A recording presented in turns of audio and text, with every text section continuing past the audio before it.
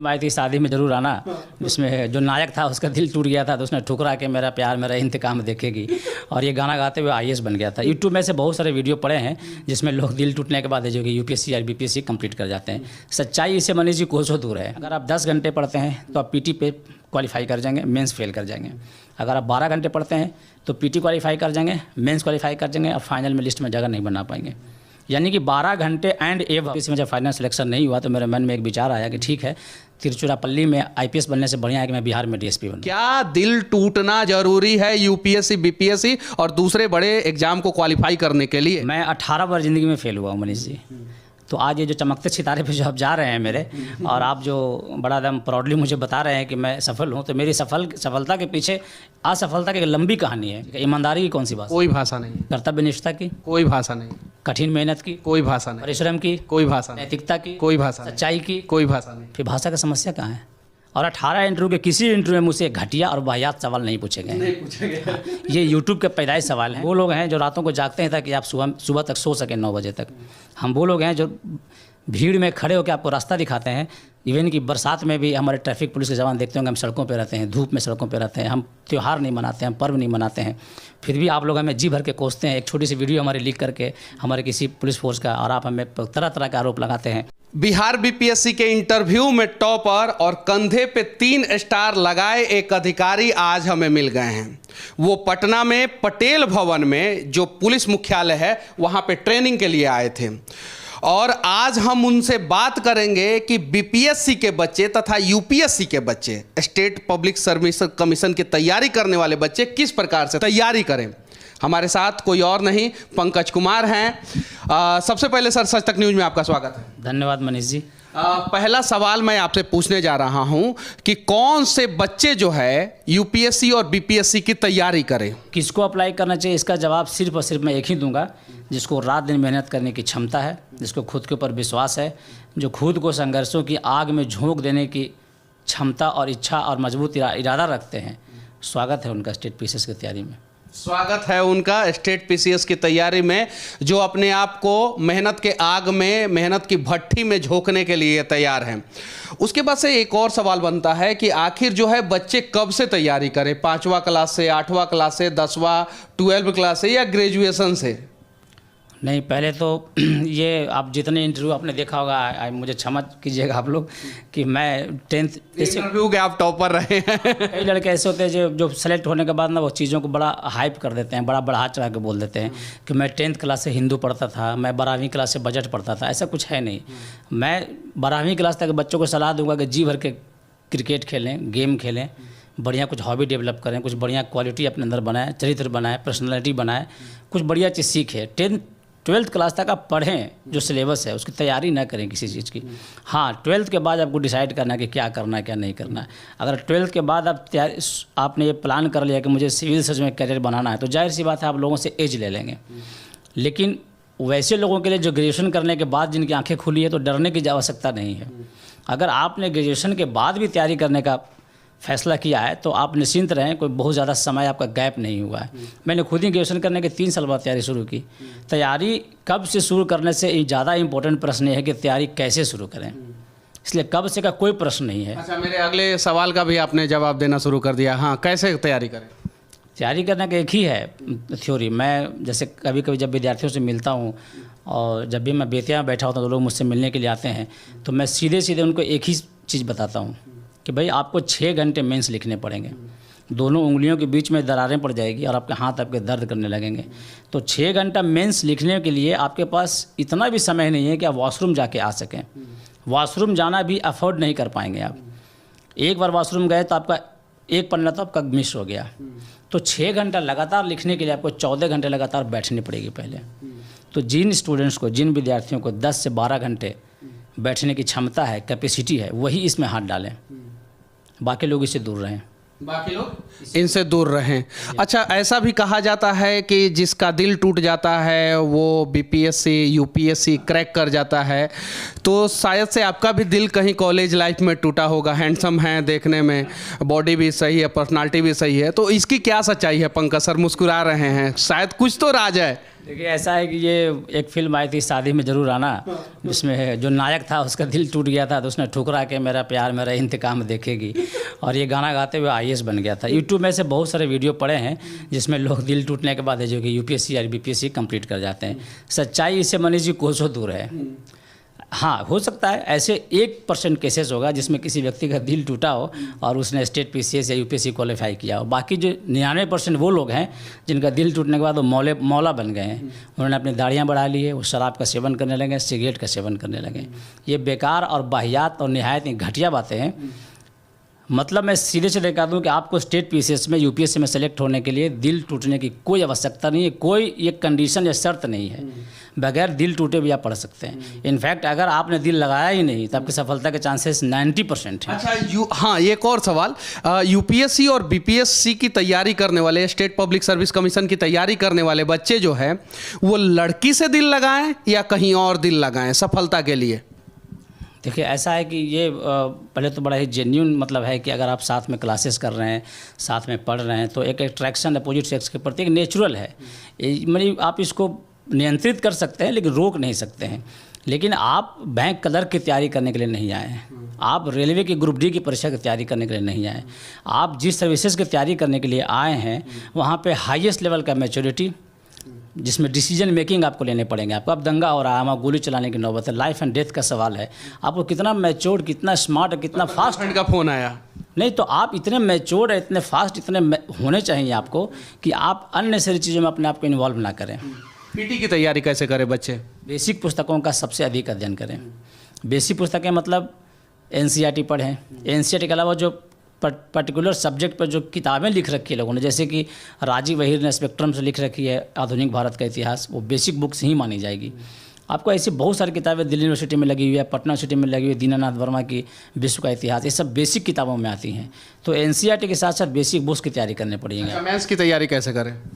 Mains का तैयारी तो मुझे आपके साथ अलग इस पर चर्चा करना पड़ेगा 15 मिनट। ये बड़ा ही कॉम्प्रिहेंसिव है और मैं ये आपको मैंने मेंस की तैयारी करने का ये, जो कि BPSC या स्टेट PCS का मेंस ऐसा होता नहीं मनीष जी कि आप 2-4 किताबों से पढ़ के कर लें। ये आपका ग्रॉस रिफ्लेक्शन है पूरे पर्सनालिटी का, पूरे नॉलेज का, जो आपने 10th के बाद से पढ़ा है, जो आपने सीखा है, जो आपकी समझ है, उसका ग्रॉस रिफ्लेक्शन है। ऑब्जेक्टिव तो है नहीं। सारे प्रश्न आपके विवादित हैं, सारे प्रश्न आपको फंसा देने वाले हैं।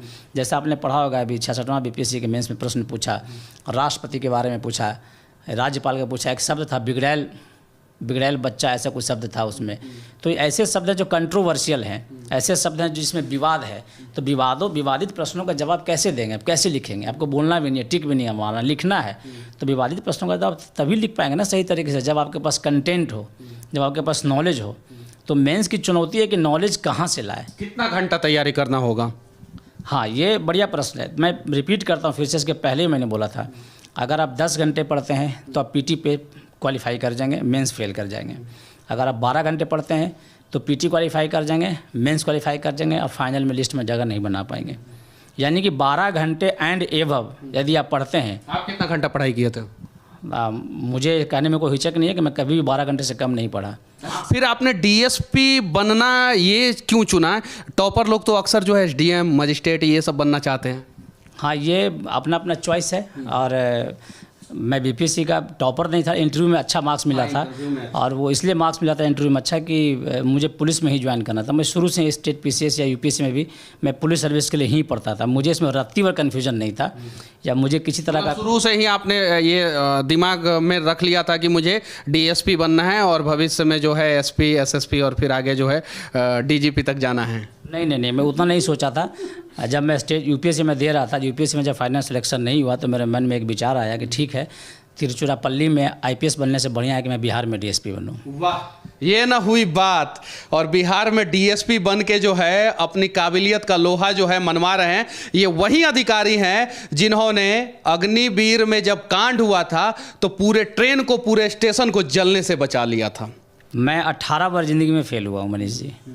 तो आज ये जो चमकते सितारे पे जो आप जा रहे हैं मेरे, और आप जो बड़ा एकदम प्राउडली मुझे बता रहे हैं कि मैं सफल हूँ, तो मेरी सफलता के पीछे असफलता की एक लंबी कहानी है। मैं एनडीए में फेल हुआ 4 बार, सीडीएस में फेल हुआ 8 बार, एसएससी के ग्रेजुएट लेवल में फेल हुआ 1 बार, असिस्टेंट कमांडेंट में फेल हुआ 1 बार, मैं बीपीएससी में फेल हुआ 1 बार, यूपीएससी में फेल हुआ 4 बार। मैं 18 से 22 बार लगातार फेल हुआ हूँ। तो आप ये मुझे सफल नहीं कर सकते हैं। तो मेरा डीएसपी बनना मतलब कि इस बात का प्रमाण नहीं है कि मैं बहुत इंटेलिजेंट। सफलताओं के पहाड़ों पे चढ़ के जो है आपने सफलता का झंडा जो है आपने बुलंद किया। भविष्य में कभी रॉबिन हुड बनने का मौका मिले आपको तो बनेंगे या नहीं? नहीं, रॉबिन हुड को तो पकड़ना हमारी जिम्मेदारी है। और हम तो भाई लॉ इन्फोर्समेंट एजेंसी हैं और हमें तो रॉबिन हुड को पकड़ने की जिम्मेदारी सरकार ने दी है। मुझे डीएसपी बनने से मैं इंटायरली हैप्पी हूँ और मैं as I feel proud to be in uniform. और मुझे कोई इंटरेस्ट नहीं है रॉबिन हुड बनने की। I am entirely happy and contented in my life, in my profession. फिर से मैं पूछना चाहता हूँ, क्या दिल टूटना जरूरी है यूपीएससी, बीपीएससी और दूसरे बड़े एग्जाम को क्वालिफाई करने के लिए? मैंने जी ऐसा है कि मैं सिविल सर्विस की तैयारी के लिए दिल्ली में रहा हूँ, मुखर्जी नगर में, नेहरू विहार में रहा करता था। और बड़ा ही ओपन सोसाइटी था पढ़ने के लिए, लड़कियां भी साथ में रहती थी। मैंने अपने सीनियर्स को देखा, अपने कुछ दोस्तों को देखा जो तैयारी के दरमियान में जिन्हें मतलब कि प्रेम हुआ, जिन्हें इश्क हुआ, जिन्हें किताबों से इश्क करने का जब टाइम आया तो वो अपनी महिला मित्रों से इश्क कर रहे थे। तो मैंने तो किसी को सफल होते हुए देखा नहीं। आप ये कहानियाँ जितना बनाकर बेच लें आप लोग, ये यूट्यूब में खूब बढ़िया कहानियाँ बना लें, 2-4 फिल्में बना लें इस पर। शादी में जरूर आना। मेरे वो गाना कौन सा था जो गुनगुनाए आप? ठुकरा के मेरा प्यार मेरा इंतकाम देखेगी। देखिए ये रियल लाइफ में ये होता नहीं है। रियल लाइफ में क्या है कि आप मतलब ये अफोर्ड नहीं कर सकते हैं। जब सिविल की तैयारी करने वाले मैक्सिमम बच्चे वो लोग हैं जिनके पिताजी की इनकम 20,000 से ऊपर नहीं है। You can not afford even a single girlfriend. आप 2-4 लड़कियाँ घुमा रहे, आप 20,000 की मोबाइल अफोर्ड नहीं कर सकते हैं, आप अनलिमिटेड इंटरनेट अफोर्ड नहीं कर सकते हैं, आप लग्जरियस फूड अफोर्ड नहीं कर सकते, आप चने फुला के गुड़ मिला के खाने वाले लोग हैं आप चने में किशमिश मिला के नहीं खा सकते, आप ड्राई फ्रूट नहीं खा सकते हैं।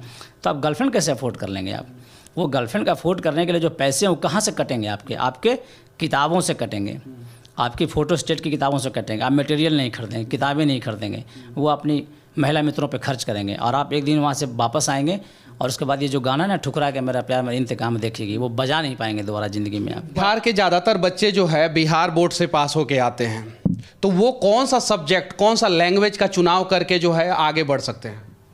देखिए पहला प्रश्न मनीष जी आपका लैंग्वेज का है। तो लैंग्वेज पे बहुत सारे स्टूडेंट्स कंफ्यूज रहते हैं। कई लोगों को मानना है कि अंग्रेजी मीडियम से थोड़ा लीड मिलता है, ये सच भी है। मैं हिंदी मीडियम से इसलिए मैं नहीं कह रहा हूँ, जो अंग्रेजी मीडियम से वो भी जानते हैं कि अंग्रेजी मीडियम से थोड़ा सा लीड उनको मिलता है, लेकिन हिंदी मीडियम वाले निराश ना हो। इसका जवाब मैं टेक्निकल नहीं, कुछ और बड़ा एक कहानी सुना के बताता हूँ आपको। बहादुरी की कौन सी भाषा है, मुझे पहले ये बताएं आप। बहादुर की भाषा तो सर, बहादुरी की कौन सी भाषा है? कोई भाषा नहीं। दारी की कौन सी भाषा? कोई भाषा नहीं। कर्तव्यनिष्ठा की? कोई भाषा नहीं। कठिन मेहनत की? कोई भाषा नहीं। परिश्रम की? कोई भाषा नहीं। नैतिकता की? कोई भाषा नहीं। सच्चाई की? कोई भाषा नहीं। फिर भाषा का समस्या कहाँ है? क्यों कन्फ्यूजन है लोगों को कि मैं किस भाषा में लिखूँ? आपके चरित्र की, आपके बहादुरी की, आपकी ईमानदारी की, सत्यनिष्ठा की और आपके काम करने की क्षमता की, आपकी मेहनत की, आपके परिश्रम की, जब कोई भाषा नहीं है तो भाषा से डरते क्यों हैं आप? कौन सा सब्जेक्ट की चुने बिहार बोर्ड से आने वाले बच्चे? हाँ देखिए, सब्जेक्ट का चुनाव ये भी बड़ा मतलब कि टेक्निकल है। कई बार तो मैं ऐसे लोगों को देखा हूँ जो सीनियर स्टूडेंट्स हैं, जिन्होंने 3-4 साल तैयारी में लगा दी हैं, उनको भी इस बात का कहीं ना कहीं मलाल रहता है कि कहीं सब्जेक्ट गलत तो नहीं चुन लिया। पहले मैं क्लियर कर दूँ कि कोई भी सब्जेक्ट अच्छा या बुरा नहीं होता है। सब्जेक्ट को पढ़ने वाले लोग अच्छे या बुरे होते हैं। किसी भी सब्जेक्ट में मार्क्स ज़्यादा नहीं आता है, उस सब्जेक्ट के पढ़ने वाले लोगों के मार्क्स ज़्यादा आते हैं। इसलिए सब्जेक्ट अपने आप में अच्छा या बुरा नहीं है। तो सब्जेक्ट चुनने का 2 क्राइटेरिया। नंबर 1, आपका ग्रेजुएशन में सब्जेक्ट क्या था। लेकिन बिहार के जो खास के जो आपके व्यूअर हैं, जो बिहार वाले, जो स्टेट पीसीएस की तैयारी कर रहे हैं बिहार वाले, और वो आप भी जानते हैं, मैं भी जानता हूँ, आपका वीडियो मैंने देखा था वो एक यूनिवर्सिटी के बारे में। कितने लोगों ने ग्रेजुएशन में क्लास किया है? इन्होंने डिग्री तो ली है लेकिन नॉलेज नहीं ली है। इसलिए इन पर पहला क्राइटेरिया फिट नहीं होता है कि जो ग्रेजुएशन में सब्जेक्ट है वही आप मेंस में ले लो ऑप्शनल के लिए।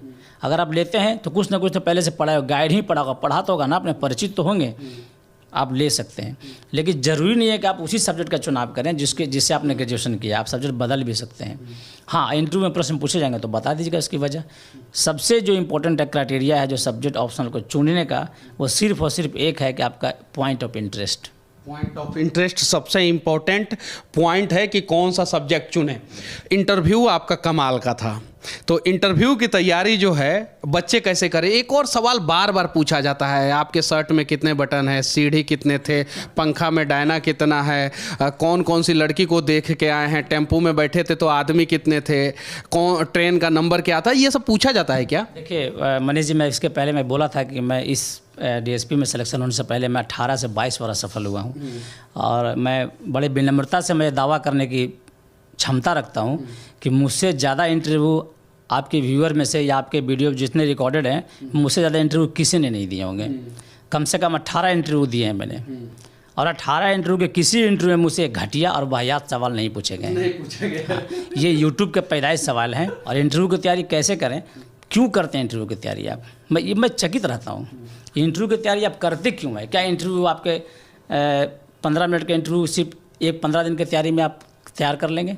इंटरव्यू की तैयारी में सिर्फ करंट अफेयर से थोड़ा सा अपना अप टू डेट कर लें, सब्जेक्ट को कुछ पढ़ लें, ये कर सकते हैं। लेकिन इंटरव्यू की तैयारी नहीं करते, आप खुद की तैयारी कीजिए। अब यानी जो भी लोग खुद की तैयारी करेगा उसकी सफलता की गारंटी है और जो इंटरव्यू की तैयारी करेगा उसकी गारंटी नहीं है सर। ऑब्वियसली आप जैसे कि आप अपने ऊपर तैयारी, जैसे मैं इंटरव्यू में मेरा सबसे हाईएस्ट मार्क्स इसलिए थोड़ी आया कि मैं बहुत ब्रिलियंट था या मैं बहुत स्मार्ट था या बहुत हैंडसम था या मैं सारे सवालों के जवाब जानता था। स्मार्ट, ब्रिलियंट और हैंडसम तो हैं सर। धन्यवाद, ये तो आपको लगता है, लेकिन हमसे अच्छे जो लोग हैं मार्केट में। मेरा इंटरव्यू में इतना मार्क्स सिर्फ और सिर्फ इसलिए आया कि मेरे में कन्फ्यूजन नहीं था, मुझे क्या बनना है, क्या करना है। मैं डीएसपी पहला ऑप्शन था और एसडीएम मेरा 5वां ऑप्शन था। तो मैं इस बात को कन्विंस करने में सफल हो गया अपने बोर्ड को कि मुझे यूनिफॉर्म की नौकरी चाहिए। तो इंटरव्यू में आपको क्लियर आइडिया होना चाहिए, नॉलेज के साथ रिप्रेजेंटेशन होना चाहिए। अच्छा, जब आपका रिजल्ट आ गया तो उसके बाद से पहली बार आप ये बात किसको बताएं कि मैं पास हो गया हूँ? पहली बात पापा को फ़ोन किया था। तो पापा का क्या रिएक्शन था? पापा को तो चूँकि मनीष जी बड़ा मिडिल क्लास फैमिली से बिलोंग करता हूँ, सरकारी स्कूल में पढ़ा हुआ विद्यार्थी हूँ, तो मेरे जैसे गांव के रहने वाले लड़के के लिए अगर मैं क्लर्क भी बन जाता ना तो my father would be A proud person. मेरी माँ की इच्छा थी कि मैं टीटी बनूँ। तो इसमें पापा को, मेरे पिताजी को बहुत मुश्किल से यकीन हुआ कि इतनी बड़ी सफलता मेरे हाथ लगी है। मुश्किल से यकीन हुआ। अच्छा, ये एक सवाल सर, और बहुत सारे लोग चाहते हैं कि हम IAS बने और बीपीएससी तैयारी करने वाले, क्वालिफाई करने वाले लोग जो है SDM बने। वर्दी क्यों चाहिए था पंकज कुमार को? मनीष जी, वही सवाल था जो मुझसे इंटरव्यू में पूछा गया था और मैं आपको जान को बड़ा आश्चर्य होगा, खुशी भी होगी आपके व्यूअर को, खास कर जो पुलिस सर्विस ज्वाइन करना चाहते हैं, इस इंटरव्यू को जरूर देखेंगे। मुझसे प्रश्न पूछा गया था, मेरे इंटरव्यू में एक भी प्रश्न GS का ऑप्शनल का नहीं पूछा गया था, क्योंकि मैंने पहला ऑप्शन दिया था DSP, दूसरा DSP विजिलेंस, तीसरा डिस्ट्रिक्ट कमांड एंड होमगार्ड, चौथा जेल सुपरिटेंडेंट और 5वां था मेरा SDM। तो इंटरव्यू बड़ा शौक था कि भाई ऐसा उठपटांग ऑप्शन कौन देता है जेल सुपरिटेंडेंट SDM से ऊपर में।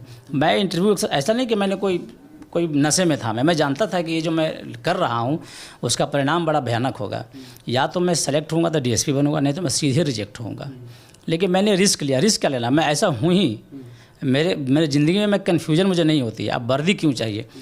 वर्दी इसलिए चाहिए मनीष जी कि ये जो यूनिफॉर्म जो देख रहे हैं ना हमें, जब मतलब कि ये एक सेंस ऑफ रिस्पॉन्सिबिलिटी तो है ही, ये पहनने के बाद ये एक जिम्मेदारी है और एक आपको मतलब फील कराता है कि आप इस समाज के वो हिस्से हैं जो ये इंश्योर करेंगे कि समाज व्यवस्थित रूप से चलती रहे। हम वो लोग हैं जो रातों को जागते हैं ताकि आप सुबह तक सो सकें 9 बजे तक। हम वो लोग हैं जो भीड़ में खड़े होकर आपको रास्ता दिखाते हैं। इवन कि बरसात में भी हमारे ट्रैफिक पुलिस के जवान देखते होंगे, हम सड़कों पे रहते हैं, धूप में सड़कों पे रहते हैं, हम त्यौहार नहीं मनाते हैं, हम पर्व नहीं मनाते हैं, फिर भी आप लोग हमें जी भर के कोसते हैं। एक छोटी सी वीडियो हमारे लीक करके हमारे किसी पुलिस फोर्स का, और आप हमें तरह तरह के आरोप लगाते हैं। हमें बुरा लगता है, लेकिन फिर भी हम इस बात को प्राउड फील करते हैं हम अपने पूरे पुलिस फोर्स और अपने ऊपर, और हम ये मानते हैं, हम ये स्वीकार करते हैं। और मैं चुनौती के साथ ये कहता हूँ कि मेरे बगैर आप एक कदम चल नहीं पाएंगे। तो वर्दी में चुनने का सबसे पहला जो ऑप्शन ये था कि मुझे वर्दी पसंद है, मुझे ये सितारे पसंद है, मुझे टैग कैप पसंद है, मेरे जो टोपी पे लगा हुआ जो भारत का जो निशान है, एम्बेलम, मुझे ये पसंद है।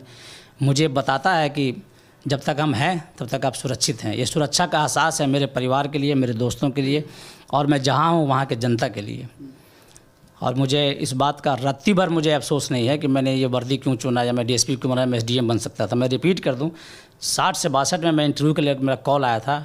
मैं चाहता तो मैं दोबारा इंटरव्यू देकर एसडीएम बन सकता था, लेकिन तब उस विश्वास को तोड़ना होता जो इंटरव्यू बोर्ड में मुझ पर दिखाया था कि भाई डीएसपी के लिए मुझे ऐसा ही कैंडिडेट चाहिए। और मैं बड़ा ही खुश हूँ, मुझे अपने इस फैसले पे हमेशा गर्व रहेगा। और जो आपके व्यूअर हैं, मैं उन्हें बता दूँ कि स्टेट पीसीएस मतलब डीएसपी, नथिंग एल्स। आप जितना चिल्ला लीजिए, जितनी कहानियाँ बना लीजिए, स्टेट पीसीएस मतलब सिर्फ DY, deputy superintendent of police, सिर्फ और सिर्फ डिप्टी सुपरिटेंडेंट ऑफ पुलिस। जहाँ हम हैं वही सब है, जहाँ हम हैं वही सब है। और ये रातों को इसलिए जगते हैं ताकि हम लोग सुबह तक सो सके। वर्दी इसीलिए सर को पसंद है। हालांकि ये बात सत्य है और उसमें हमारे जैसे मीडिया वाले भी शामिल है कि पुलिस अगर कुछ गलती करती है तो हम वीडियो को वायरल करते हैं, लेकिन हम लोग ये भी प्रयास करते हैं कि पुलिस की छवि कैसे अच्छा किया जाए। इस वीडियो के बारे में आप लोग क्या सोचते हैं? पंकज सर का जवाब के बारे में आप लोग क्या सोचते हैं? कमेंट करके जरूर बताना। और आखिरी में मैं सर को बोलूँगा, जय हिंद सर। जय हिंद।